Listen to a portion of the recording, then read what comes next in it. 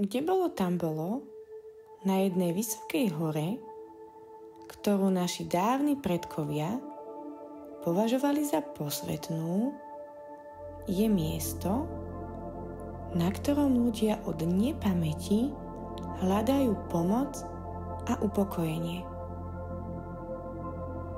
Vysoko na vrcholku hory ležia podivuhodné kamene rôznych tvarov a veľkostí.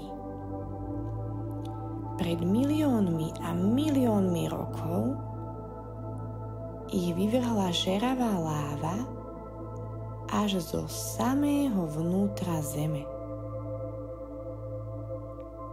Od tých dôb tu ležia a nedajú sa ovplyvniť správaním ľudí. Skrývajú v sebe silu ohňa, slnka, vody i vzduchu.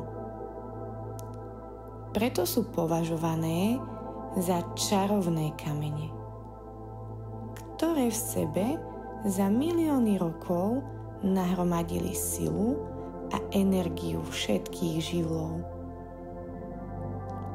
Ľudia na toto miesto často prichádzajú. Sedia okolo čarovných kameňov a hľadajú u nich upokojenie a radu.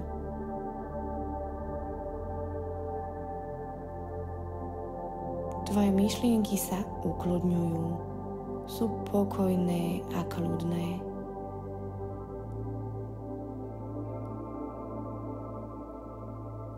Ľudia si nahore často pre seba hľadajú kameň, ktorý sa im páči a ktorý je príjemný do ruky.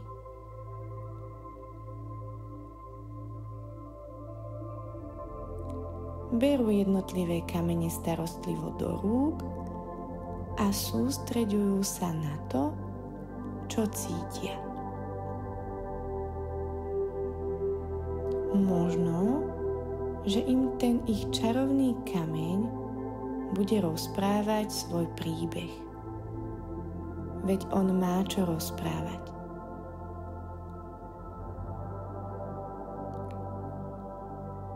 Aj ty môžeš počúvať, čo kameň rozpráva. Čarovná moc kameňa vyžaruje do tvojej ruky.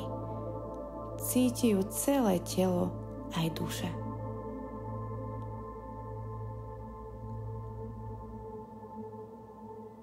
Nájdi si kameň, ktorý sa ti páči. Kameň, ktorý sa dobre drží v ruke, z ktorého máš dobrý pocit.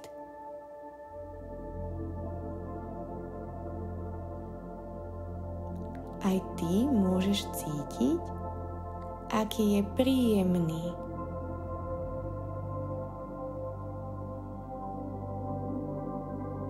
Môžeš cítiť silu, ktorú kameň vyžaruje. Môžeš vnímať i silu, ktorá je skrytá v tebe.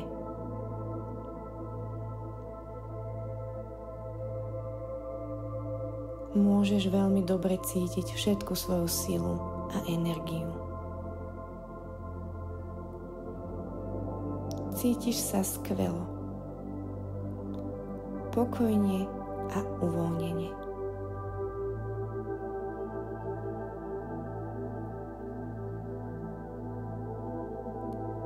Pomaličky sa zhlboka nadýchneš a vydýchneš.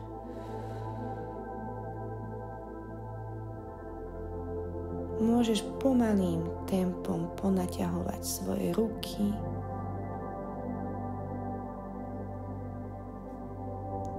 aj svoje nohy. Môžeš nimi potočiť, predpažiť ich či upažiť.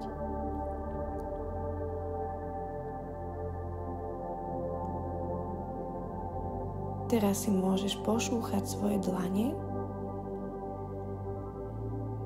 a položiť si ich na tvár. Pomaličky len dýchať, vnímať teplo z tvojich dlaní a keď už budeš mať chuť, môžeš otvoriť oči.